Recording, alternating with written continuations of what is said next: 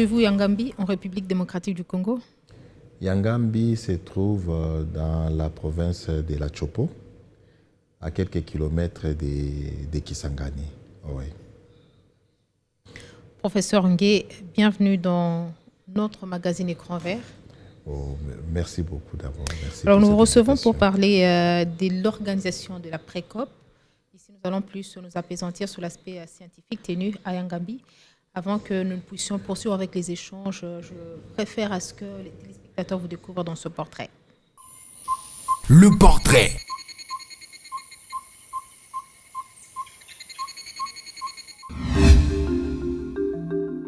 Docteur en sciences agronomiques, option économie agricole de l'Université de Lubumbashi, édition 2021, et une année après, docteur en sciences biologiques à l'Université Maria-Ngouabi au Congo-Brazzaville, Augustin Ngué est expert en études socio-économiques et environnementales de bois énergie. Passionné dans ces secteurs, ce professeur détenteur de 2 PhD a été coordonnateur de GIZ, CIRAD de 2012 à 2015. Son expertise se signale aussi dans la gestion du programme chez Aïda Relief pendant 8 ans. Responsable chargé des analyses des données climatiques et autres à l'Homo University, Augustin Ngué est notre invité.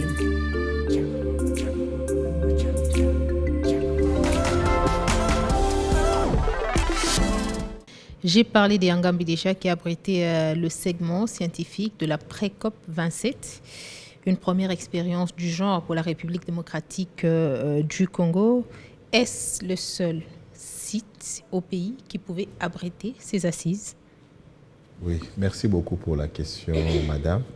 J'aimerais préciser que Yangambi, ce n'est pas le seul site, mais c'est le site idéal pour abriter ces assises. Ça veut dire quoi, idéal? Lorsque je dis le site idéal, c'est d'abord sur le plan historique. Yangambi a regorgé, ou bien regorge jusqu'à aujourd'hui, les plus grands centres de recherche sur le plan agronomique, qui était à l'époque un centre de référence. Ça, c'est le premier point. Le deuxième point, Yangambi fait partie de la province de la Chopo, qui fait partie des provinces forestières et qui contribue beaucoup dans la lutte contre les changements climatiques en termes de séquestration de carbone. Donc pour nous, Yangambi, c'était vraiment un site idéal. Ouais. Nous parlons du climat, nous parlons de la crise climatique. On pouvait se focaliser sur la réserve des biosphères de Louki, par exemple, dans le Congo central. Aujourd'hui, à l'abandon, et cette opportunité-là pouvait certainement profiter à ce site. Effectivement, vous avez raison, on pouvait l'organiser à Louki, mais il faut retenir que Yangambi et Louki se trouvent en RDC. Il nous a fallu faire un choix, en fait, de prendre un échantillon et à partir des résolutions que nous allons prendre à partir de Yangambi, cela peut être extrapolé à d'autres sites. Donc, il n'y a pas antagonisme des choix entre les deux sites. Des assises à Yangambi sur un bateau, pourquoi? Oui. Pourquoi on a organisé les assises dans les bateaux? C'est tout simplement parce que Madame Son Excellence, la VPM, avait voulu qu'il y ait une certaine originalité. Et c'était une occasion pour des gens de découvrir les fleuves Congo. Ouais. On peut comprendre que l'organisation du segment scientifique à Yangambi a constitué des démonstrations de force écologique pour la République démocratique du Congo? Oui, effectivement, parce que nos visiteurs, dont les scientifiques nationaux, bien sûr venant des autres, les scientifiques nationaux venant des autres provinces et ceux venant de l'étranger, ils ont profité pour voir les potentialités de Yangambi en termes des forêts ou en termes de lutte contre les changements climatiques. Et il faut retenir qu'à Yangambi, c'est là où vous avez la chance aussi de voir la forêt qui est encore à l'état que je peux dire relativement intact.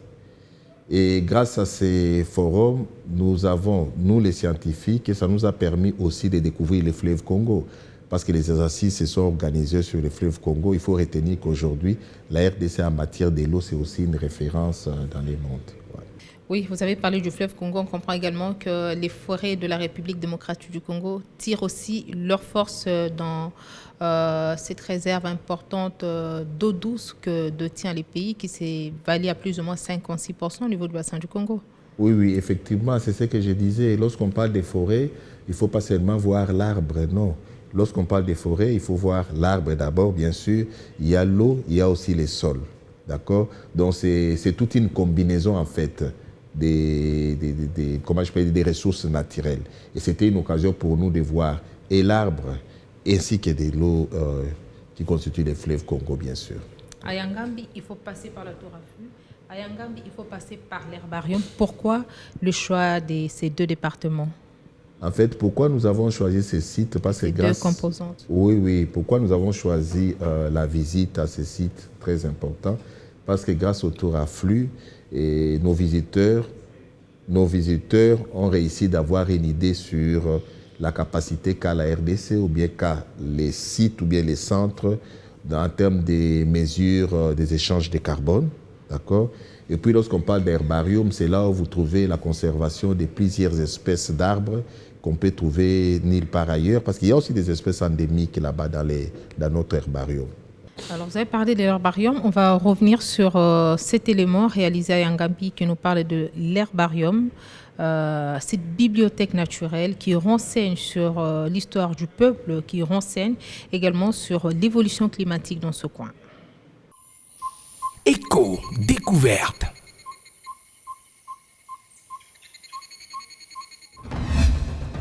Il y a seulement 40% des espèces du Congo qui ont été récoltées. Il reste 60.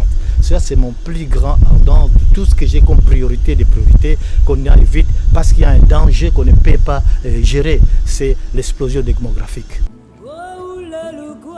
Sa renommée a traversé toutes les frontières. La réserve de la biosphère de Yangambi, située dans le territoire d'Issangi, sur la rive droite du fleuve Congo, dans la province de la Chopo, est l'une des destinations de recherche scientifique le plus prisées à travers le monde. Déclaré réserve de biosphère depuis 1976, ce site, étendu sur une superficie de 234 000 hectares, abrite une importante biodiversité. Au-delà de recherches scientifiques, ce site a accueilli pour la toute première fois le premier échange scientifique en prélude de la pré-COP27. Une fois sur le terrain, ces différentes composantes sont visitées, appuyées par les explications des experts. Les visiteurs, pour la plupart des scientifiques des différents bassins des forêts tropicales du monde, s'enquèrent de la réalité du site. À l'herbarium par exemple, le rendez-vous était inédit entre scientifiques dans ce bâtiment. L'herbarium, son importance, c'est d'abord un gardien et en plus, il accompagne l'histoire forestière du Congo. Pas seulement forestière, parce que la forêt est en communication avec la population. Donc c'est l'histoire forestière et sociale du Congo qui est résumée dans l'herbarium. Considéré comme le dépôt des échantillons des plantes collectées, cet endroit est considéré comme le gardien de l'histoire du Congo, avec des références qui déduisent les conditions dans lesquelles les générations ont vécu. Son importance encore, c'était un laboratoire pour des études scientifiques. Même aujourd'hui, on parle des changements climatiques. Moi, je préfère les perturbations climatiques. Mais il faut avoir des références pour dire qu'à telle année, la température était par exemple de 10 degrés. Aujourd'hui, à 2020, c'est déjà 11. Donc, il y a un changement. Et il n'y a que l'herbarium qui peut vous donner ces preuves. Parce que les technologies actuelles nous permettent de connaître les conditions climatiques qui ont prévalu au moment où la plante a été récoltée. Riche en enseignements, avec des échantillons collectés et classés par catégorie dans les tiroirs après classification, cette archive de la forêt et de son histoire mérite d'être connue et conservée. Ici, le premier échantillon collecté et documenté date de 1899, mais les curateurs estiment que le premier s'est récolté au XIVe siècle, mais non documenté. Actuellement, cet herbarium stratégique et emblématique de la réserve de Yangambi se meurt silencieusement pour faute de moyens conséquents. À quelques mètres de l'herbarium, c'est le laboratoire de biologie du bois. Ce bâtiment est destiné à l'analyse du bois sur le plan biologique, anatomique et dendrochronologique. Ici, dans ce laboratoire, on rentre dans le bois pour suivre la croissance à partir de cernes de croissance. C'est ce qu'on appelle la dendrochronologie. Mais il y a également le côté anatomie du bois. Lorsqu'il y a la croissance, toute l'activité de croissance passe au niveau du cambium. On appelle la phénologie cambiale. Et ici, nous avons des approches pour suivre justement cette croissance-là. En plus de dendromètres automatiques, nous avons des parcelles permanentes, des parcelles de croissance où on suit les arbres, on marque d'abord le point de mesure et on repasse après une certaine durée pour remesurer les arbres et à la fin définir la croissance moyenne annuelle de l'arbre. Nous faisons également le marquage cambial. C'était quoi le contenu des assises de Yangambi? Le contenu, je parle d'abord des thématiques qui étaient choisies. Ouais, je peux dire que les assises de Yangambi, j'aimerais rentrer un peu sur les plans historiques, ont commencé par la mise au point de la commission scientifique par son Excellence la VPM, bien sûr sous la direction de son conseiller climat, le professeur Dr Malassi.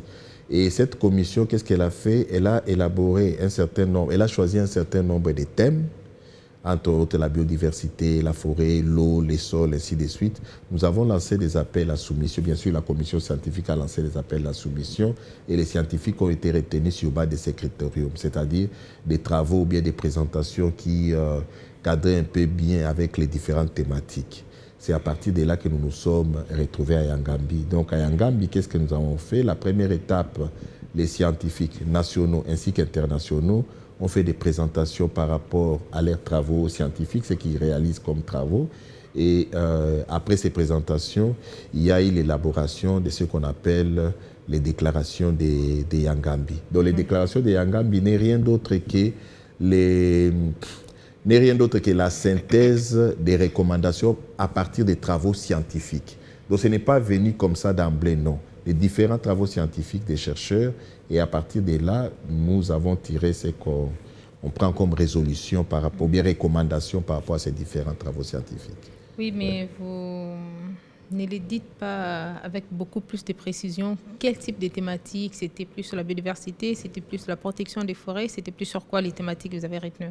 Oui, si je peux citer les différentes thématiques, il y a eu d'abord des thématiques liées par exemple aux aires protégées, il y a eu des thématiques liées à la biodiversité, il y a eu des thématiques liées à la forêt, il y a eu des thématiques liées au sol, il y a eu des thématiques liées aux ressources en eau et puis il y a eu les thématiques liées à l'énergie. Je peux résumer toutes les recommandations de la déclaration de Yangambi par la gestion durable, c'est-à-dire comment on peut gérer durablement les différentes ressources naturelles par rapport à ces différentes thématiques. C'était comme ça. Oui. Alors, il est vrai que vous avez aussi misé, vous parlez de la durabilité, mais la durabilité qui impose aussi des financements conséquents.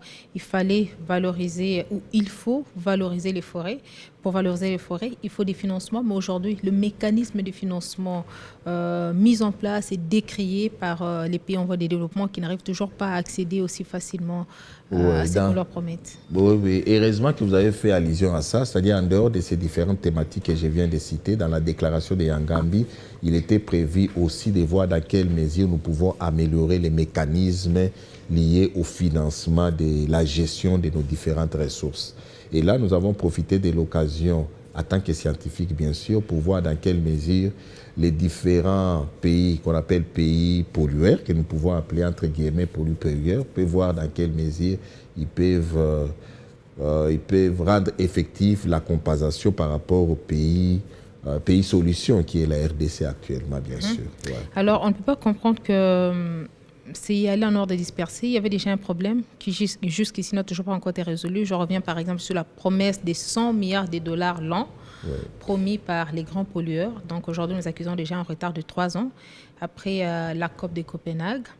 Et aujourd'hui, nous revenons avec notre concept sur le marché, qui est celui de valoriser les forêts du bassin du Congo, tout ça, il faut des compensations. Pensez-vous que ces pollueurs-là ne savent pas, ou ce sont plus les questions politiques qui priment sur les questions écologiques? Non, effectivement, ce n'est pas pour rien. Après la pré-COP des scientifiques, il y a eu la pré-COP des politiques, où les conseillers climat est mieux placés pour donner un peu plus de détails. Mais ce que moi je peux dire actuellement, c'est de vous rassurer que la résolution de Yangambi a été endossée par tous les différents partenaires, bien sûr, tous les différents pays qui font partie du bassin du Congo et des autres bassins. Parce qu'ils étaient invités, ils ont validé cette déclaration. Et je suis convaincu qu'en Égypte, on n'ira pas en ordre dispersé. Parce que c'est ça aussi les problèmes si nous allons en ordre dispersé.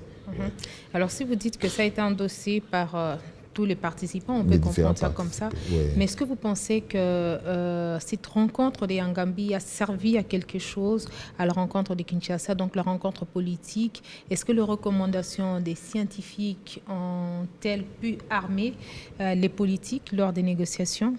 Oui, effectivement, parce que la réunion des politiques avait commencé d'abord par la lecture de la déclaration des Yangambi. Donc c'est sur base des déclarations des Yangambi que toutes les négociations, tout le travail d'harmonisation a eu lieu. Donc je vous rassure que la pré-COP des Yangambi, c'était une pré-COP vraiment, comment je peux dire, très important. Et il fallait que ça ait lieu, effectivement. C'est ça. Il est vrai qu'on a parlé du financement. Aujourd'hui, une autre question qui dérange, c'est celle du marché carbone, qu'on ne maîtrise pas aussi assez. Et ici, il y a le président de la République qui mène un plaidoyer pour qu'on arrive à vendre $100 la tonne. Ouais. Est-ce possible ou impossible?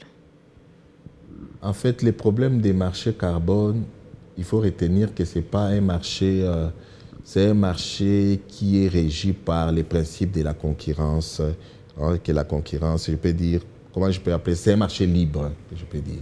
En fait, ce que la RDC doit faire, heureusement maintenant nous avons des partenaires, pas des partenaires, les autres pays aussi du bassin du Congo qui se sont joints à nous par rapport à cette déclaration. Je pense qu'il y a un grand travail que les politiques doivent faire. Il y a un grand travail de la diplomatie et les autres experts, bien sûr, pour voir dans quelle mesure il faut arriver à élever la tonne de carbone. Parce que j'ai bien dit, c'est un marché libre. Ce n'est pas un marché contraignant. Ouais. Plus il n'y aura pas d'aspect contraignant, pensez-vous qu'il sera possible d'atteindre les résultats ou encore l'objectif fixé dans la lutte contre le changement climatique? Non, en tout cas, moi, je peux dire que je suis optimiste.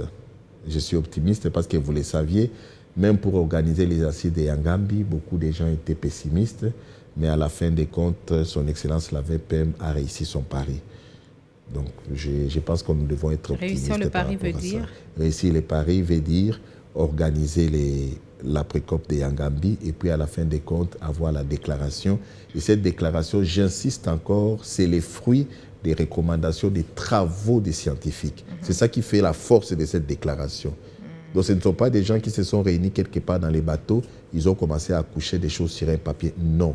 C'est les fruits, c'est pas pour rien que nous avons commencé par des présentations des travaux. Et les résolutions des différents travaux, c'est ce qui fait... Donc c'est la synthèse en fait des recommandations des différents travaux scientifiques. Alors vous parliez d'un pari gagné à Yangambi, oui. Mais y a-t-il pas eu de points faibles aussi? Bon, ce que je peux dire est que sur le plan scientifique, les assises de Yangambi étaient vraiment un succès. Si on me dit les points faibles, je peux dire c'est en termes de temps. Donc c'est que nous avons souhaité que nous puissions avoir un peu plus de temps, parce que si on avait un peu plus de temps, ça allait nous permettre peut-être d'améliorer encore davantage ce travail. Mais nous avons eu moins de temps.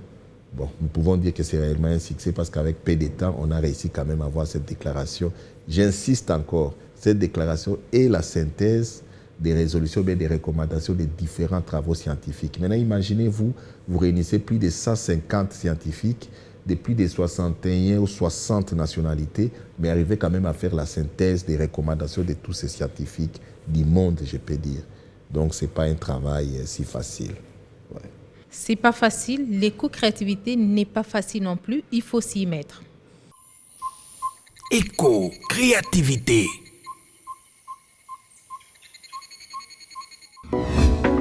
Les projecteurs du monde étaient sur les forêts de la réserve de la biosphère de Yangambi pour parler des forêts tropicales des bassins du monde.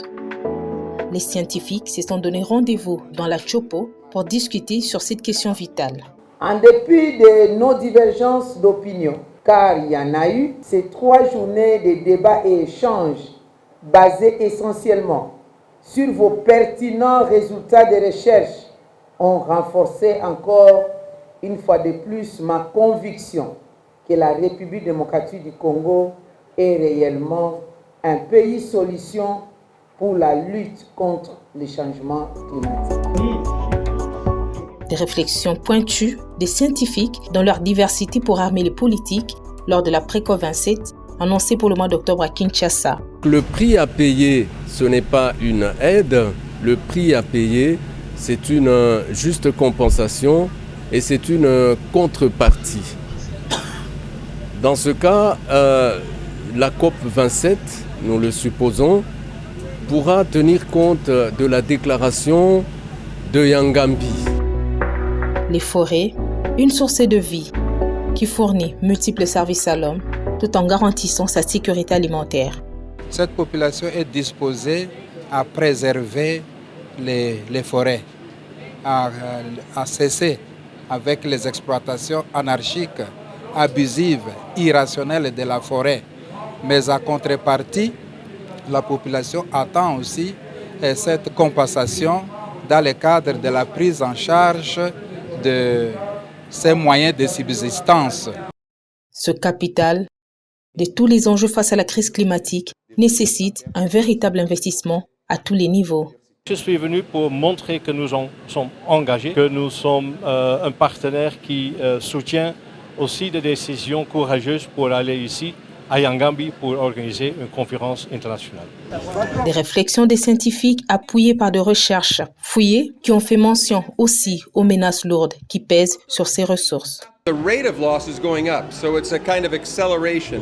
It's a problem for sustaining the forest, and DRC has an increasing rate over the last 20 years, largely because of population. The population is growing, and most people in DRC feed themselves by using the forest as to make new fields and to feed their children.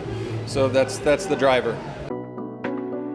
Face au danger, il est important de garder les forêts debout, une option qui remet sur la table des négociations la question de la compensation équitable. Une autre excellente piste proposée par les scientifiques, c'est la relance du marché carbone. Si aujourd'hui on voit le marché volontaire en train de prendre un peu de l'essor, on ne voit rien du côté des États. Les États n'ont pas l'intention de faire un effort pour que les personnes qui vivent dans les forêts puissent bénéficier. Mais vous savez que s'ils ne bénéficient pas, ils vont déforester. Il faut qu'on puisse trouver des alternatives. Représentant près d'un tiers de la surface terrestre, pour l'instant, tout se joue sur les forêts comme remède à la crise climatique. Les données de la tour à flux de Yangambi sont mises à contribution. On peut calculer combien de CO2 est capté par la forêt par an et par hectare. Donc avec ces mesures, oui, on a deux choses. On a la tour à flux, mais aussi des parcelles permanentes sur lesquelles on mesure la croissance des arbres. La réunion scientifique de Yangambi en République démocratique du Congo, pays solution face à la crise climatique, une des voies par excellence pour démontrer son leadership écologique. Toutes ces discussions se sont faites sur les bateaux hôtels flottants, sur le majestueux fleuve Congo, ce symbole de l'unité du pays et la force en partie des forêts congolaises.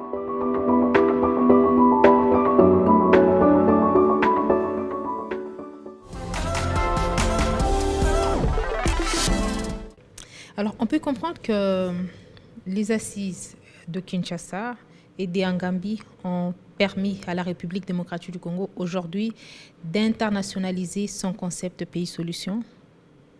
Oui, effectivement, parce qu'à partir de l'assise de Yangambi et des différents travaux, les différents scientifiques ont démontré, bien sûr, j'ai dit à partir de leurs travaux scientifiques, ils ont démontré que la RDC était réellement le pays solution actuellement par rapport à la planète. Et après, c'est là que nous avons couché ça sur bas de notre déclaration. Et c'est cette déclaration-là qui a servi de base de discussion lors de la conférence des politiques. Alors, s'il faut comparer cette internationalisation du concept pays solution à l'amélioration des conditions de vie des communautés locales. Oui, j'aimerais dire que la particularité ou bien la force encore de la déclaration de Yangambi est que là-dedans, il est mentionné qu'il faut tenir compte de l'amélioration des niveaux de vie de la communauté locale. Ça a toujours été mentionné ainsi. Oui, ça a toujours été mentionné, mais il faut avouer qu'actuellement, nous avons un dynamisme nouveau. Parce que vous ne me direz pas que les assises, la Précope a été organisée déjà avant cette Précope. C'est une première expérience du genre. Non, c'est la première expérience du genre. Et comme c'est la première expérience, nous devons faire confiance à nos leaders politiques et surtout à notre président, son Excellence, M. Félix Tshisekedi, avec son Excellence, les ministres, la VPM et le Premier ministre, qui vont arriver à, comment je peux dire, à matérialiser cette déclaration-là.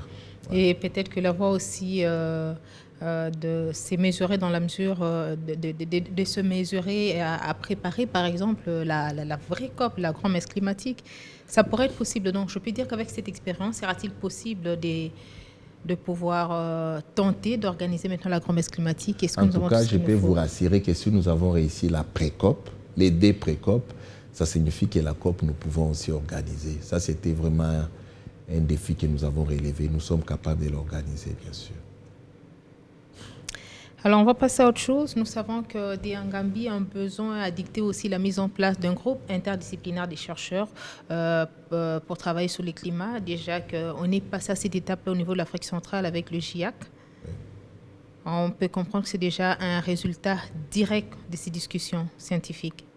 Bon, en réalité, je peux dire que ça fait partie des retombées parce qu'aujourd'hui, la RDC fait parler de lui. À partir de la pré-COP de DIangambi, la RDC fait parler d'elle dans les domaines du climat. Aujourd'hui, on parle de la RDC. Et si aujourd'hui, on nous donne le leadership de ces groupes, les GIEC, ce n'est pas pour rien. C'est grâce aussi à la pré-COP. Donc, je profite de l'occasion pour féliciter aussi mon collègue qui a été choisi comme représentant, le professeur Raphaël Chimanga. Donc, ce sont des conséquences, bien sûr, de l'organisation de cette pré-COP. Place au concept vert.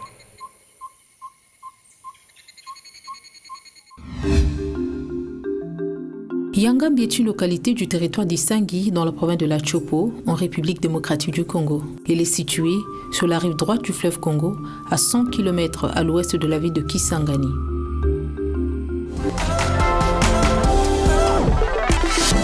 Alors, je parle de ce groupe. Il est vrai que le siège se trouve à Kinshasa et c'est un Congolais qui est à la tête de ces structures. Comment va-t-il fonctionner exactement? Bon, à l'heure actuelle, ils sont encore dans les pourparlers, bien sûr avec les Camerounais et les autres. Je pense que dans un futur très proche, ils vont nous faire des comptes rendus, des discussions qu'ils ont pour voir comment ça va fonctionner, comment ça sera financé, quels sont les chercheurs, bien sûr, parmi les scientifiques qui étaient... C'est la question qu'on allait poser.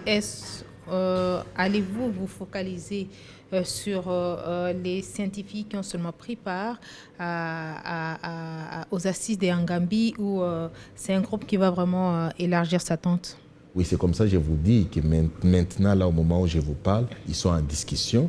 Et ce n'est qu'après leur discussion qu'ils vont nous dire comment ça va s'organiser, quelle sera la structure et comment ça sera financé. Ça, nous attendons après les discussions qu'ils ont maintenant. Et pensez-vous que le fait d'abriter le siège ou encore le quartier général de ce groupe va quand même stimuler le gouvernement à se focaliser un peu plus ou à porter un peu plus d'attention sur le domaine de recherche? Non, ce que je peux vous dire est que ce n'est pas la présence de ces groupes. Ce n'est pas la présence de ces groupes qui fera en sorte que les gouvernements puissent se pencher plus à la recherche. Parce que pour qu'il y ait ces groupes, le gouvernement s'est déjà penché sur la pré-COP. Donc ça signifie que notre gouvernement... je parle de la recherche, la place de la recherche même. La place de la recherche même. Alors là, si vous parlez du gouvernement, peut-être en termes d'augmentation du budget de la recherche... Bien sûr, il n'y a pas de recherche sans financement, on le sait. Oui, ça, rassurez-vous que le gouvernement actuellement a vraiment la bonne volonté d'aller de l'avant. La bonne volonté avec quel budget? Ça se chiffre à combien pour l'instant, le budget alloué à la recherche? Ce que vous devez retenir est qu'aujourd'hui, notre budget est en train d'augmenter davantage. Donc ça signifie que prochainement, espérons que nos autorités... Affecté à la recherche, alloué à la recherche. Bon, c'est comme ça, je vous rassure. Je vous dis, je ne peux pas vous donner comment je peux dire, les budgets actuels. Pourquoi? Parce que déjà, avec tout ce que nous avons comme retombées, sûrement le gouvernement a déjà pensé augmenter les budgets de la recherche. Donc c'est mieux, au lieu d'avoir les petits montants actuels, c'est mieux d'attendre ce que les autorités pensent déjà à augmenter. Mais là, vous savez qu'il y a plusieurs priorités dans ces pays. Nous avons d'abord la question sécuritaire dans l'est du pays. Et pareil déjà pour le Maïndombe. Et comment ça va se passer? Non, ce que je peux vous rassurer, lorsque vous parlez de la recherche, vous parlez de la recherche de façon globale. Parce que la question sécuritaire, pour qu'elle soit résolue, elle doit être aussi le fruit de la recherche. Donc ce qu'il faut retenir est que la recherche, c'est un domaine en amont, devant tous les différents problèmes que nous avons. Quel est l'importance de la recherche en fait? C'est pour trouver des solutions par rapport aux problèmes. Donc les problèmes sécuritaires là dont tu viens de parler, pour que ça trouve la solution efficace et efficiente, ça doit être aussi le fruit de la recherche. C'est-à-dire combattre la recherche veut dire, et combattre l'insécurité veut dire aussi financer la recherche. Donc la recherche doit être une priorité. Ouais. Professeur Augustin Gué, merci d'avoir disponibilisé de votre temps pour échanger avec nous. Nous savons que c'est un sujet d'actualité. Vous avez été parmi les organisateurs de la Précop, segment scientifique, et aussi on s'est aussi aperçu dans le couloir lors du segment politique. À très bientôt. Ok, merci. Mon idée pour la planète.